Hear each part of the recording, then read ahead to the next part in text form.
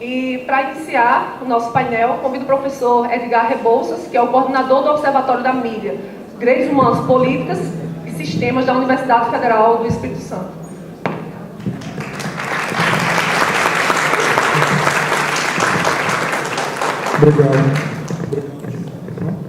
Obrigado, Diana. Queria, antes de começar, agradecer ao professor. Por favor.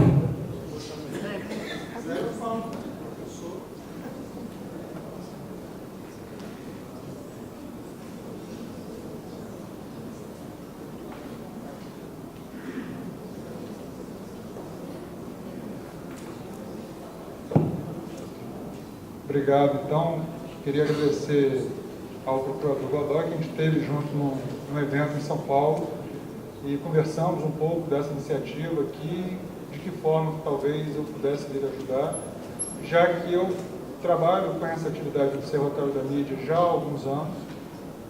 Então, estou fazendo agora 12 anos que eu já trabalho especificamente com o Observatório de Mídia e fui atrás de procurar entender melhor como são outros observatórios. Então, talvez a minha fala aqui possa colaborar um pouco com isso que vocês estão iniciando aqui na Paraíba. Mas antes, eu queria aproveitar e dialogar um pouco com algumas falas que o governador fez, ainda mais aproveitando a presença do governador, a presença de representantes da Polícia Militar, da Polícia Civil, do Ministério Público, que é o momento onde vários pontos disso que o governador falou, dessa observação em relação à atuação da mídia, a gente faz muito essas análises na universidade, nos movimentos sociais, na militância, mas quando isso é falado por uma autoridade do Estado, que tem um poder de decisão em relação a políticas específicas para a questão de segurança e para a mídia, isso é muito importante. Então, governador, isso que o senhor falou de que não sai notícia boa, isso faz parte de uma lógica bem cretina, nascida no jornalismo americano, que é uma máxima que diz que bad news is good news, good news is no news. Então, assim, notícia ruim é boa notícia, notícia boa não é notícia. E isso é aplicado no jornalismo de forma categorizada, achando que notícia boa é publicidade. Então, se quer anunciar isso aí, paga uma publicidade. Mas não é esse o papel social do jornalista. O jornalista tem que fazer mediação social. Então, ele tem que apresentar à sociedade dados, criticar os dados, cobrar dados.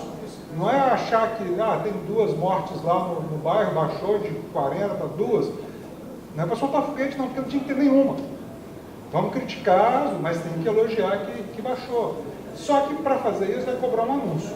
E aí tem um ponto que os tomadores de decisão dos governos do Estado podem fazer muito bem. Que a maioria desses programas policialescos, na televisão, no rádio, nos jornais policialescos, são financiados por verba pública, de prefeitura do governo do Estado. No Estado do Espírito Santo, onde eu atuo, nós incluímos no Plano Estadual de Direitos Humanos uma normativa de que o governo do Estado não pode colocar anúncio em programas que violam direitos humanos. Então, se os observatórios, os movimentos sociais identificarem que aquele determinado programa viola direitos humanos, o governo do Estado não pode anunciar ali. E não pode anunciar só naquele programa, não pode anunciar na programação inteira. Porque não é só botar o anúncio ali no Cidade Alerta, no Brasil Urgente, o que é que seja. Porque se anuncia na novela, aquele dinheiro da novela vai ser usado. Então, a questão econômica isso não tem nada a ver com censura, não tem nada a ver com dirigismo. Tem a ver com respeito à dignidade da pessoa humana que esses programas diz respeito. Tem até uma fala que é bem típica aqui de um ilustre paraibano, nascido na cidade, quando era Paraíba, ainda querendo Suassuna, de uma conversa dele com Capiba, que dá para adotar nessa situação. Uma conversa dele sobre, mas Ariano pergunta para Capiba, por que cachorro gosta tanto de osso? E aí Capiba fala assim, não, Ariano, acho que ele não gosta de osso, ele gosta de filé mignon. Ele está comendo ali a carne, tentando tirar a carninha.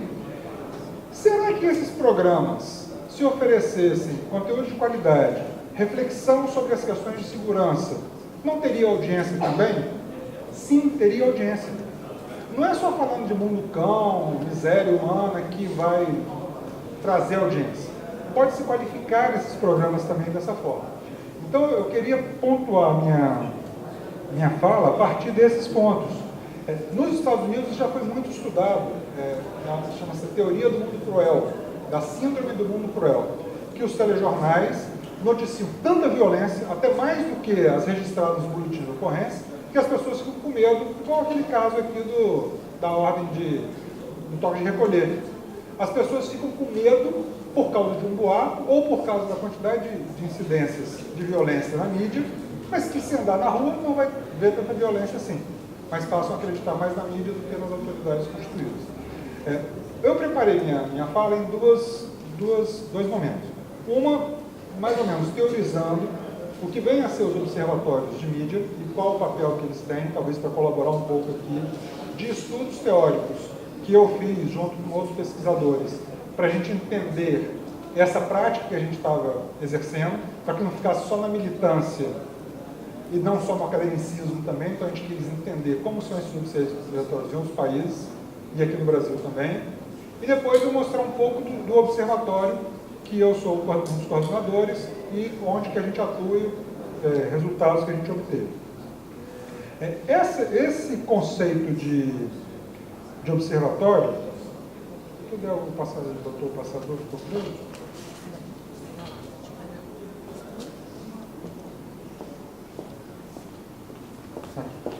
Então, esse conceito de observatório da mídia, ele tem uma data de nascimento bem clara, apesar de já antes de 2003 já existirem alguns observatórios, então no Brasil já existia o Observatório da Imprensa, é mais antigo que isso, nasce no Fórum Social Mundial em Porto Alegre, que fala da criação de observatórios de mídia, isso para o mundo todo, como uma entidade de fortalecimento da democracia, sugerindo um controle social de um setor que não admite nenhum tipo de controle, apesar de serem concessões públicas, do mesmo jeito que serviço de ônibus é concessão pública, hospital é concessão pública, posto de saúde é concessão pública, escola é concessão pública, esgoto é concessão pública.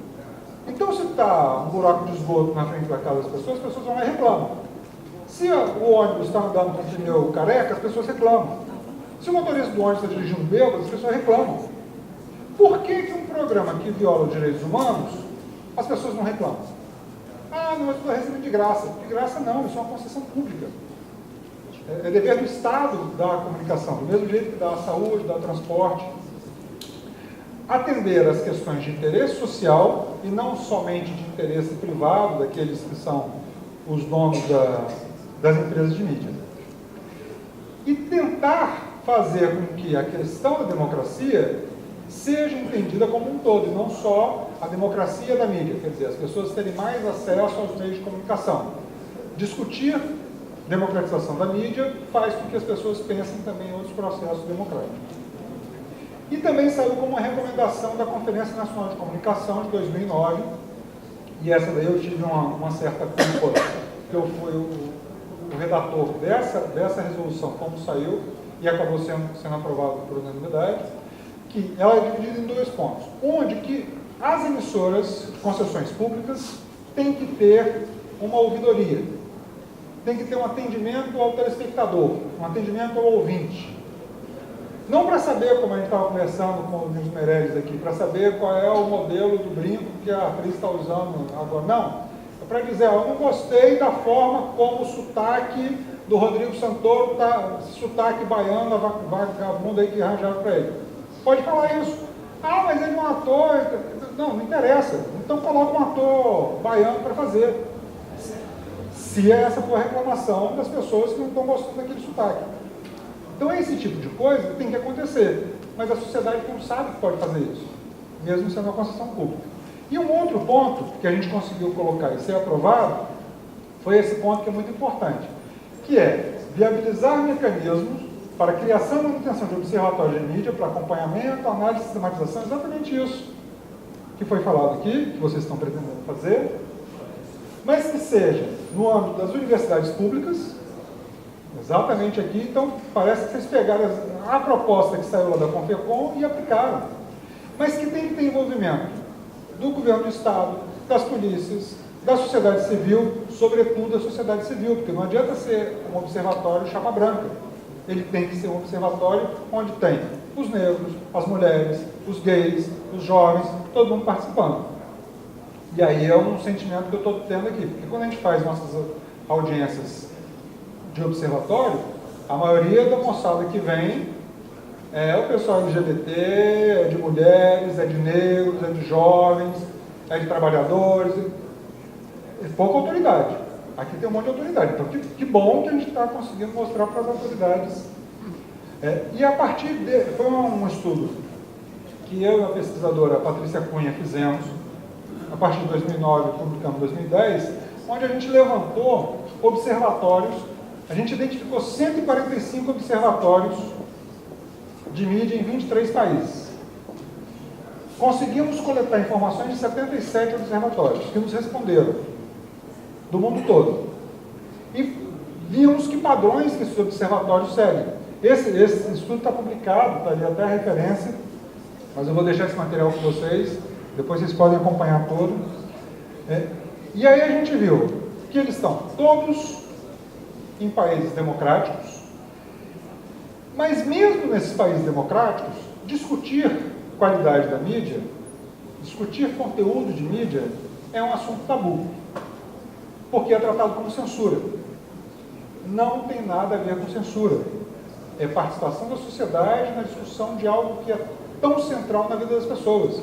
Todo mundo vê televisão o dia inteiro, todo mundo ouve rádio, música, está na internet, mas não se atenta de que pode ter alguma interferência nisso. E aí a gente partiu de alguns critérios sobre o que é democracia, e dentro desses critérios para a democracia, tem dois que tocam especificamente a nossa atividade, que é a liberdade de expressão e fontes alternativas de informação. Normalmente, se a gente pegar os programas policialescos, qual é a fonte prioritária da informação? O denunciante lá, o cidadão, não vai confrontar com o poder público ou com a pessoa que deveria ter aquela informação. E se essa pessoa não tem informação, cobre dela. Chama o chefe de polícia. Doutor, por que está acontecendo isso? Nós estamos apurando. Aí a matéria inverte, não é por causa do defunto que está lá, é por causa que a polícia não está conseguindo responder. Chama a polícia militar. Por que a polícia militar está expondo as pessoas que estão sendo detidas? Levanta a cabeça, mostra. E aí no dia seguinte o rapaz foi preso lá. Se fosse o caso lá do motoboy, pode ter sido preso, bota a foto dele no jornal, bota a foto dele na televisão, né? Puxa a cabeça do menino, arranca o capacete dele, o bandido, não sei o quê. Não, ele não é bandido, é um trabalhador que está vindo comprar pizza. Mas já apareceu. E aí vai fazer o quê? No outro dia o telejornal vai dizer, nos enganamos, aquele não era o rapaz. Não fazem isso. E mesmo se quiser, não limpa nunca mais a imagem daquele rapaz que foi mostrado. E isso acontece cotidianamente por culpa de órgãos públicos, de autoridades públicas, como a Polícia Civil e a Polícia Militar, que faz isso. E agora a gente está vendo até a Polícia Federal fazendo. A questão do fluxo da informação, isso está em todos os observatórios, de trabalhar dessa liberdade de acesso às informações. O papel que esses observatórios têm de um contrapoder, então ser um local também onde as pessoas venham discutir sobre aquilo que só recebem já mastigado. E aqui, esse ponto que é muito interessante, a sociedade civil, na hora do voto, se manifesta, se posiciona. Mas por que na hora da discussão sobre questões de mídia, ela é tão passiva? Por que é livre, soberano quando vota, e passiva na conformista? Quer dizer, esse debate da comunicação é muito importante, não pode ficar ao largo como sendo algo que a gente recebe de graça. E aí é uma posição conceitual que a gente apresenta. A gente tem que resgatar na sociedade esse papel de não só de fazer parte do processo, mas de tomar parte do processo. Então, o envolvimento que o observatório vai ter que ter de convocar as pessoas para virem debater, em vez de ficar só esperando, mas você é paraibano, então você já está contemplado. Não, você tem que vir ao observatório, vir às entidades e discutir. Então, sair dessa participação passiva e virar orgânico. Outra confusão conceitual também é a do popular, que é diferente de popularesco. Vários desses programas de rádio e televisão não são programas populares, são programas popularescos. Não são programas policiais, são programas policialescos. Não são programas que falam de segurança, eles falam de violência. E a gente tem que discutir a segurança. Do mesmo jeito que a gente tem que discutir saúde, não doença, as causas é que tem que estar na problemática. E não só o resultado. Ah, morreu mais um rapaz. Ah, morreu agora um adolescente. Sim, morreu, e daí que morreu? Quantos morreram? Por que continuam morrendo? Isso é que tem que ser discutido. Outra distinção também é de público e estatal, onde não tem que ficar só na mão do Estado, não só na advocacia, não só no Ministério Público, não só no governo do Estado. O que é público é de todos nós. O Estado é passageiro.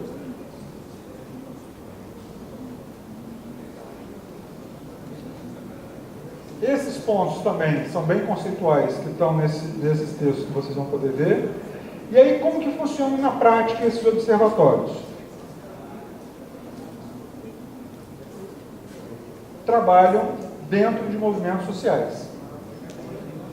Se não tiver os movimentos sociais participando dos observatórios, não tem liga, porque a gente não consegue ficar determinando políticas se a gente não vê no dia a dia o que as mulheres estão achando, o que os negros estão achando, o que as mulheres negras estão achando, o que as lésbicas estão achando sobre como estão sendo tratados pela mídia. Aí, formas de observação. Pedagogia crítica da mídia é uma forma, mídia cidadã, ativismo midiático, monitoramento da mídia e formulação de proposição de políticas. É para isso que servem os observatórios. E a gente viu que esses observatórios atuam dessa forma. Se o daqui vocês forem por esse caminho, vão estar seguindo um bom caminho. A estrutura. Trabalham dentro de... Pode ser um observatório só fiscal, ou um observatório só analítico, laboratório, fórum de discussão. O ideal é que tente mesclar essa estrutura toda. Não ser só um observatório fiscal que vai lá e denuncia para que tome uma multa, para que tire o programa do ar. Tem que refletir também sobre isso e propor políticas. Finalidades que a gente encontrou nesses vários observatórios, depois a gente pode, em outros momentos, discutir ponto a ponto dessas finalidades, como que eles são estruturados, mas a ação delas é a seguinte: observação é um dos pontos principais. Fiscalização, reflexão, informação sobre o que está acontecendo e intervenção. E essa intervenção é capacitando pessoas a se tornarem observadores. Cada cidadão se tornar um observador. E aí ele vai fazer uma denúncia qualificada e fazer uma análise qualificada. Então, algumas conclusões sobre essa parte conceitual. Que pode ser um local de resistência, sim, às grandes emissoras, aos grandes jornais, mas tem que fazer com que a sociedade entenda que ela não tem um papel passivo simplesmente em relação aos meios de comunicação, que ela tem um papel ativo. Esse resgate do tomar parte, não simplesmente fazer parte, e que tudo seja pensado no interesse público. Dar os dados da diminuição da violência na Paraíba é de interesse público. Não precisa de pagar um anúncio para isso. As pessoas têm que saber disso. E os meios de comunicação têm que trabalhar isso como algo de interesse público. Eu vou apresentar um pouco para vocês o que a gente faz. Começamos a fazer em Pernambuco e fazemos agora no Espírito Santo. Só que, inicialmente, o observatório chamava-se Observatório da Mídia Regional, que a gente montou na Universidade Federal de Pernambuco com a intenção de fazer um mapa da mídia do Nordeste, que era minha pesquisa de pós-doutorado, que era mapear quem são esses grupos de mídia no Nordeste. Só que a gente viu que tinha muitos problemas de conteúdo de mídia, principalmente os programas policialescos. E a gente passou a ser demandado pelo Ministério Público Estadual, era o procurador do Estado, era o Dr. Salles, na época, e fazia um monte de termos de ajustamento de conduta com as emissoras locais que não cumpriam e ele não tinha fundamentação para isso. E ele veio pedir na universidade: me explica se isso aqui é jornalismo ou não é jornalismo. E a gente dizia: me explica se isso aqui está afrontando os direitos humanos e as regras do bom jornalismo. A gente fazia o relatório, entregava. E ele ia lá e aplicava em cima das emissoras. E aí a gente criou, foi em 2006, o Observatório, como um braço de uma campanha que era ligada à Comissão de Direitos Humanos da Câmara dos Deputados, que era a campanha Quem Financia a Baixaria contra a Cidadania, que reuniu uma série de entidades. Isso foi antes do Feliciano entrar na Comissão de Direitos Humanos e achar que direitos humanos não tem nada a ver com demandas do Ministério Público e dos movimentos sociais. Porque chegava lá os gays, as lésbicas, os travestis, os transgêneros, falavam assim: estão fazendo piada com a gente. E faziam piada, mas é muito engraçado. Tinha uma situação que a TV universitária, que é da Universidade de Pernambuco, TVU, tinha um programa de esporte ao meio-dia, diário, que tinha um comentarista que era um pai de santo gay. Problema nenhum em ser pai de santo gay. O problema é que o comentarista ele não era nem pai de santo nem gay. Ele fazia uma piada por ser pai de santo, por ser gay, e fazia as previsões do jogo e dava os pitis como se fosse um gay. Aí um dia eu cheguei para o reitor e falei: reitor, isso é um absurdo. A TV é pública, a gente não pode ter isso. As pessoas gostam. Não interessa se gosta. Não é esse o papel da universidade, não é esse o papel de uma televisão pública. Aí falaram que eu estava querendo tirar o emprego do rapaz lá, do jornalista. Não, vai fazer outra coisa, você é um bom comentarista, mas não precisa estar vestido de pai de santo e gay para fazer isso. Registramos ele nacionalmente e em 2009, quando eu me mudei para o Espírito Santo, começamos a fazer no Espírito Santo também, mas mantivemos algumas atividades em Pernambuco, a professora Ana Veloso, que mantém o observatório lá, e na UNB também a gente tem algumas atividades. O que a gente está fazendo? Faz esse acompanhamento de programas de rádio, televisão e revistas, fazemos os relatórios, não só quando demandados, mas a gente envia para os órgãos públicos esses relatórios, fazemos vários eventos que a gente tenta fazer mensais, temos um site, a gente está mudando o site e está com a previsão de um programa de rádio e televisão, a gente não tem pernas ainda para fazer isso. Capacitação de servidores públicos, de algumas demandas que a gente tem, Ministério da Justiça, Ministério da Saúde, para analisar a questão de classificação indicativa e publicidade. Palestras, oficinas e, sobretudo, ações de educação para a mídia, que a gente faz em escolas públicas, municipais e estaduais, para pais, estudantes e professores. Uma grande pesquisa, algumas que a gente tem feito. O monitoramento da publicidade destinada à criança, é uma pesquisa que a gente vem fazendo desde 2011, sistematicamente. A gente grava toda a programação de 15 canais de televisão, aberto e por assinatura, durante 15 dias, véspera de Natal, véspera de Páscoa, véspera de Dia das Crianças, 15 horas por dia, e fazendo um cruzamento desses dados todos. Tem saído bons resultados, que tem gerado boas ações para o Ministério Público Federal, que tem usado esses dados. É uma parceria junto com o Instituto Alana. E aí, da primeira análise que a gente fez, o pessoal do Greenpeace, em São Paulo, pegou esses dados e foi fazer uma manifestação na frente da Matel, na frente do escritório central da Matel.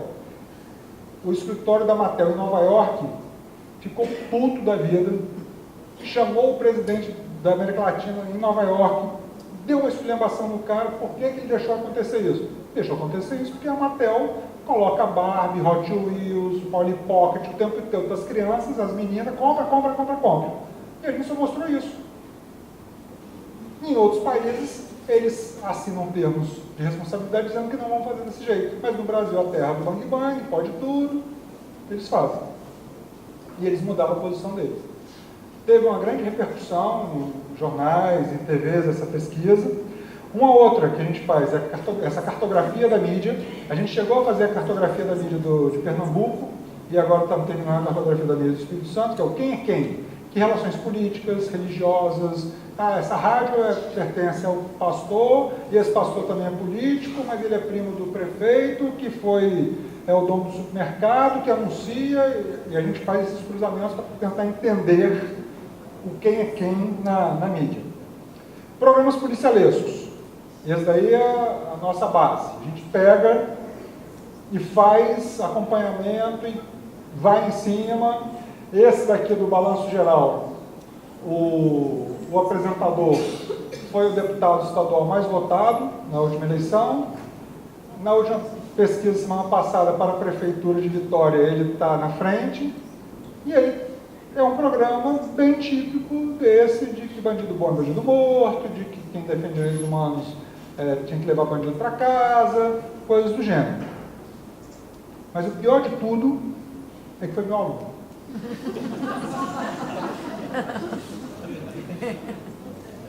E ele não é assim. Ele tem um personagem.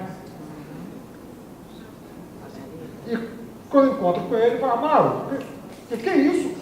Né? Não, professor, mas sabe como é que é? A emissora pede, papatá.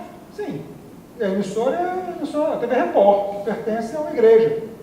Então, como é que uma igreja que defende valores morais da família, né, deixa ficar mostrando defunto, com anúncio do governo do Estado? Isso é meio complexo. Tem um que é apresentado por uma menina, e ela assume também um personagem. Daquele jeito que vocês conhecem. A Suzana vai mostrar alguns também.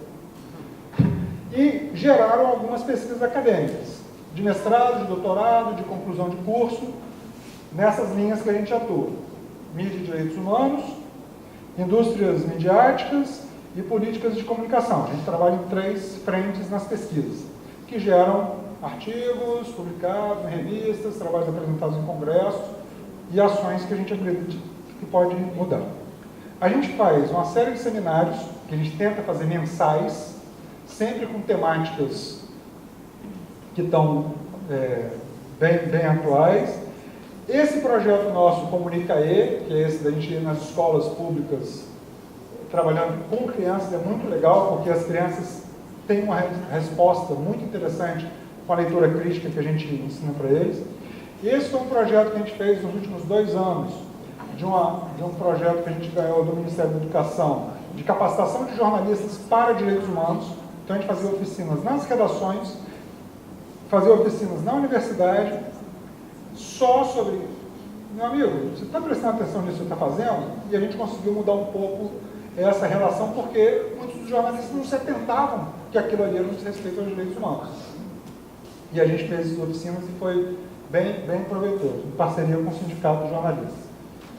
Esse outro aqui é o mais lúdico que a gente faz, que é a questão do consumo de brinquedos, sempre de época do Dia das Crianças, uma semana antes. E no Natal, a gente faz a feira de troca de brinquedos, que é uma parceria também com o Instituto Alana. A gente vai para uma praça da cidade e pede para as crianças levarem brinquedos usados para trocar. E a gente afasta os pais, porque quando o pai se mete, o pai quer dizer, não, mas isso é mais caro, troca por aquele outro. Não, a gente quer que as crianças lembrem da coisa do brincar. Vários eventos que a gente promove. Eu já deixo o convite aqui, a Mídia Cidadã, a gente fez um em 2008 lá no Recife. Esse ano é um congresso de mídia cidadã que a gente vai fazer lá em Vitória. Eventos que a gente participa, convidado, feiras, Organização Mundial da Saúde, vários pontos. E a gente faz atendimentos também. Tem reuniões semanais. E aqui, por exemplo, eu peguei uma foto que é um pesquisador que estava fazendo doutorado, estudando telejornais.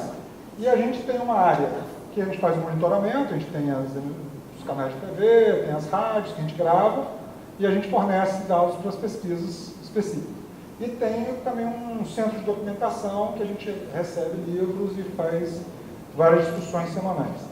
Temos um site que está mudando, então, se for entrar não vai estar essa cara, ele está em mudança para o outro endereço, e as várias parcerias que a gente tem. Com o Ministério Público, PFDC, que a gente dá algumas ajudas de vez em quando, Ministério da Justiça, Ministério da Educação, Assembleia Legislativa. Quer dizer, os órgãos demandam. Não necessariamente transformam em políticas depois, mas têm as demandas. Esses são os contatos do nosso observatório e aquela fala final assim, observar, e vocês vão ver isso junto às pessoas que vão trabalhar, muda a cabeça da pessoa, porque ela vai passar a ver jornal diferente, ver um filme diferente, usar a internet de forma diferente, e a gente vai... Não, acabou meu tempo certinho. E a gente vai ter um cidadão mais consciente, mais ligado naquilo que pode mudar a sociedade, já que a mídia faz tanto parte das nossas vidas, mas que é tão negligenciada no nosso dia a dia criticamente. Então, acho que posso ser ajudado e podemos conversar mais sobre isso. Obrigado.